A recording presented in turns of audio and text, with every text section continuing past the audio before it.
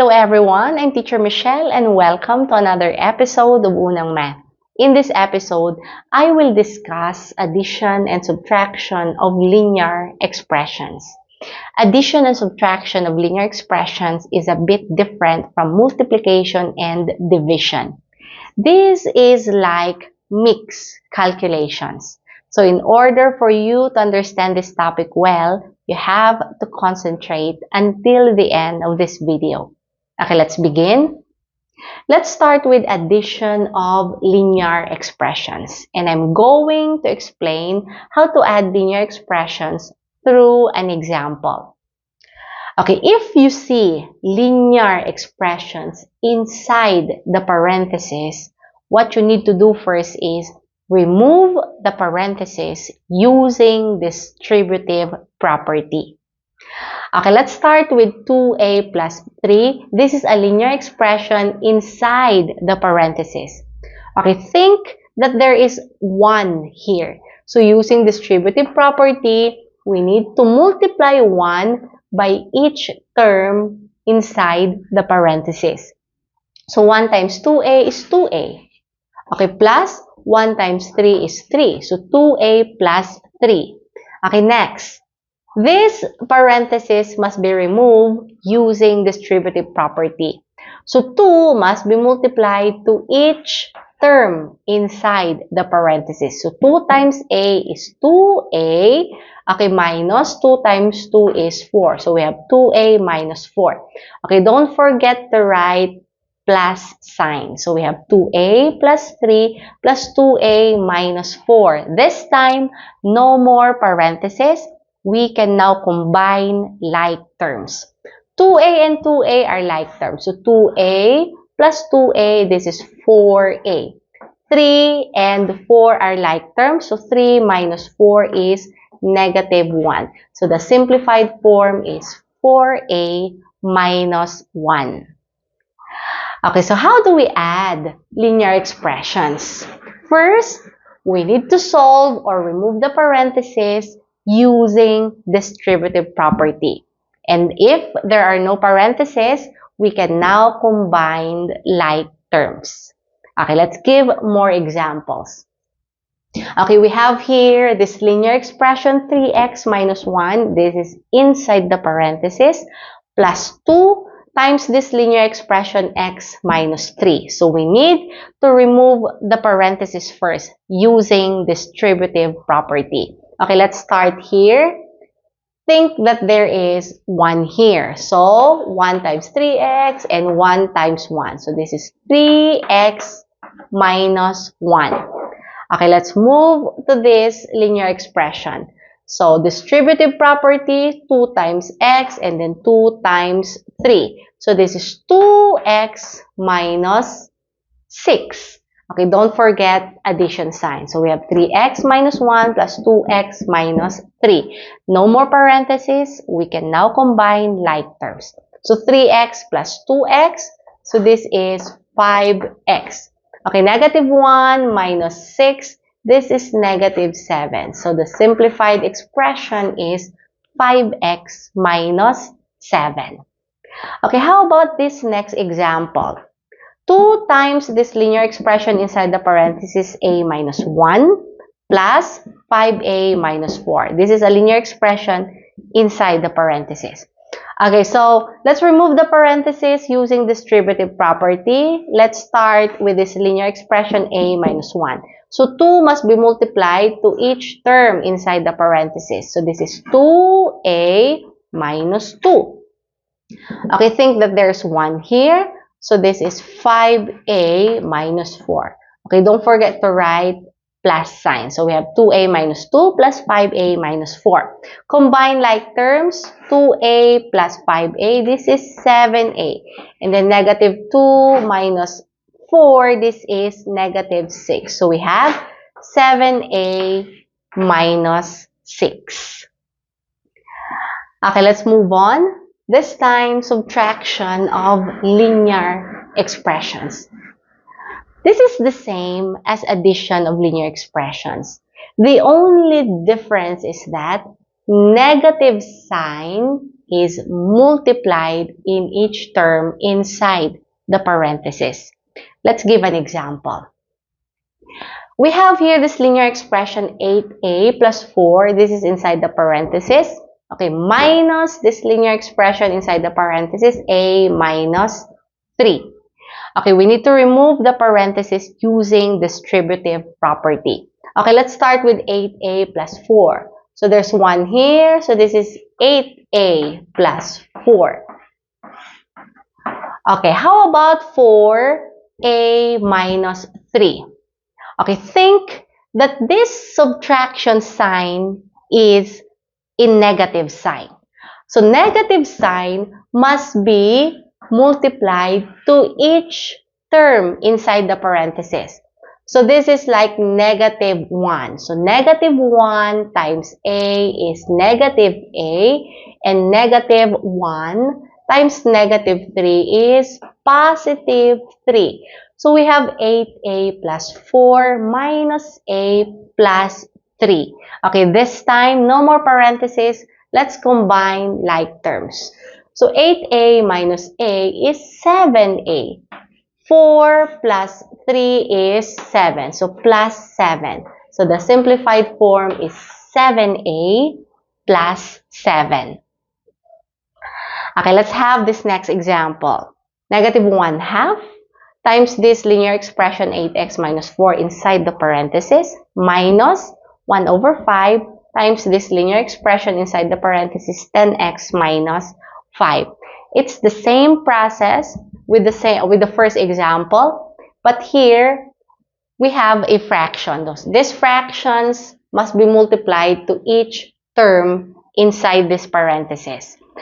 Okay, so for negative 1 half, this must be multiplied to 8x and then to negative 4. But before we will do that, let's simplify first.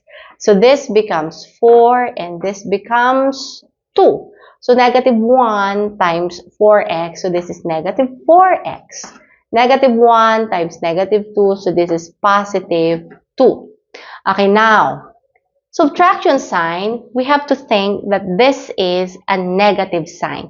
So a negative 1 over 5 must be multiplied to 10x and also to negative 5.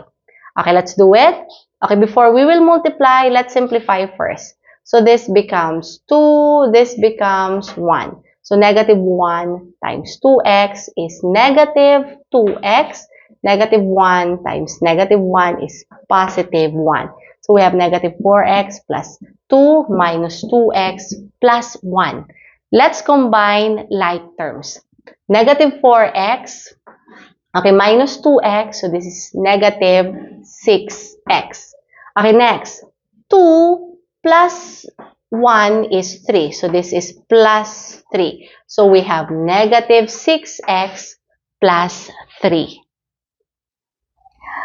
Okay, this time, let's answer this activity. If 2x minus 1 over 3 plus x minus 2 over 4 is equal to ax plus b, what is the value of a plus b? Take note, a and b is constant.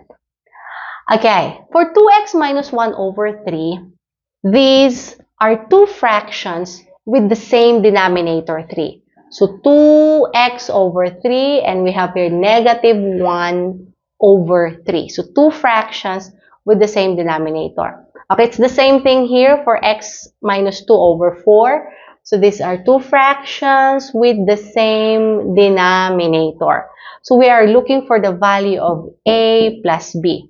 So if we are going to simplify this one, we have to make the denominators the same. So this is 3, this is 4. To make the denominators the same, 3 must be multiplied to 4, 4 must be multiplied by 3. So if 3 is multiplied by 4, 2x minus 1 must be multiplied by 4 also. If 4 is multiplied by 3, x minus 2 must be multiplied by 3 also. Okay, let's write here. Denominators, denominator is 12. So it's already 12. Common denominator. Okay, now, using distributive property, 4 times 2x and 4 times 1. So this is 8x. Okay, 4 times 1 is 4, so minus 4. Okay, now, plus 3x, 3 times x, and then 3 times 2. So 3 times x is 3x. 3 times 2 is 6, so this is minus 6. So we have 8x minus 4 plus 3x minus 6 over 12. Okay, let's combine like terms. 8x and 3x are like terms. So 8x plus 3x, this is 11x. Okay, denominator is 12. Okay, now, negative 4 and negative 6 are also like terms. So negative 4 minus 6, this is negative 10. So we have 11x minus 10 over 12. Again, these are two fractions with the same denominator, 12. So 11x minus 10 over 12, this is equal to ax plus b. Okay, let's write this way. 11x over 12. Okay, minus, this is 10 over 12. So this is equal to ax plus b.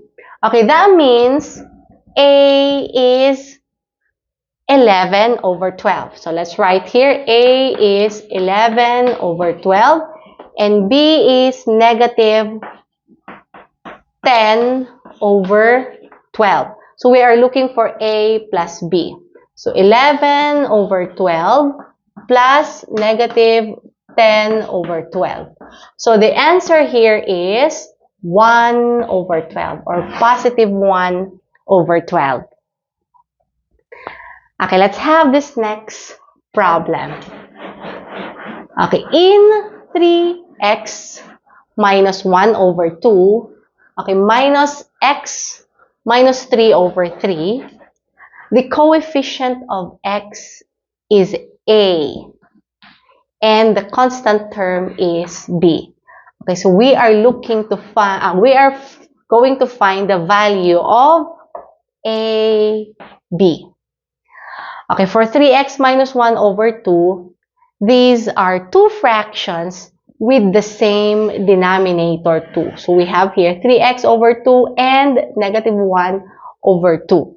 For x minus 3 over 3, these are two fractions with the same denominator. So x over 3 minus 3, x over 3 is one fraction and negative 3 over 3 is another fraction. So we are going to find for the value of a, b.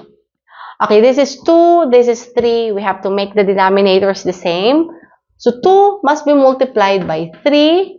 3 must be multiplied by 2. So the denominator here is 6. If we multiply 2 by 3, then 3x minus 1 must be multiplied by 3 also.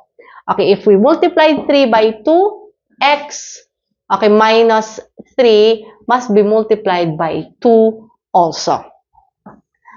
Okay, so let's remove the parentheses here using distributive property. Okay, 3 times 3x is 9x. Okay, minus 3 times 1 is 3. Okay, let's remove the parentheses here. This is subtraction. Think that this is negative sign. So it's like negative 2 times x. So this is negative 2x. Negative 2 times negative 3. This is positive 6. So we have 9x minus 3 minus 2x plus 6. This is over 6. Okay, we can now combine like terms. 9x, okay, minus 2x. This is equal to 7x. The denominator is 6. Negative 3 plus 6. This is positive 3. So we have 7x plus 3 over 6. Okay, again, 7x over 6 is one fraction. 3 over 6 is another fraction. Okay, the coefficient of x is a. So that means a is equal to 7/6. And the constant term is b. So constant term is 3/6. So we will find the value of a, b. So 7/6, times 3/6 because a, b. It means we need to multiply the value of a by b. So let's simplify first. This is 1, this is 2. Okay, so the final answer is 7/12. So 7 times 1 is 7. 2 times 6 is 12. So the final answer is 7/12. Okay, for this third problem, it's for you to answer. So you're going to calculate the following. So x minus 3/4 minus 3x minus 1/2. Okay, x minus 3/4, these are two fractions with the same denominator 4. For 3x minus 1/2, these are also two fractions with the same denominator. And take note, the operation is subtraction, but you have to think that this is a negative sign. So calculate and you may write your answer in the comment section.